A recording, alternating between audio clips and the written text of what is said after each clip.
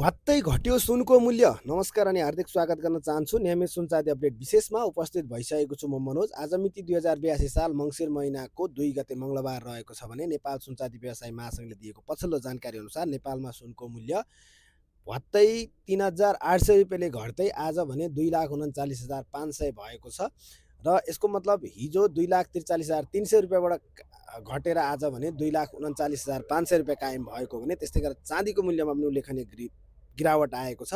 चाँदीको मूल्य आज प्रति तोला 65 रुपियाँले घट्दै 3,090 रुपियाँ कायम भएको छ र तपाईँ चाहिँ सुनको मूल्य घटोस् र घटेर अझै धेरै कम आओस् कि बढेर अझै धेरै माथि जाओस् भन्न चाहनुहुन्छ आफ्नो धारणा लेख्न पनि नबिर्सनु होला र तपाईँ सुनचाँदी अपडेट विशेषको भिडियो कहाँदेखि हेर्दै हुन्छ कमेन्ट गर्न पनि नबिर्सनु होला र नियमित सुनचाँदी अपडेट विशेषका लागि मनोज पाठक सानुको फेसबुक प्रोफाइल र मनोज क्रिएसन टिकटक अकाउन्टलाई फलो गर्दै गर्नुहोला।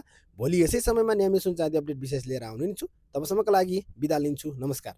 के तपाईँ गुणस्तरीय डिजिटल ढकतराजु अथवा जोख्ने तौलनी यन्त्रको खोजीमा हुनुहुन्छ? यदि हुनुहुन्छ भने स्क्रिनमा देखाइएको नम्बरमा सम्पर्क गर्नुहोस्। सुपथ मूल्यमा पाउनुहुनेछ।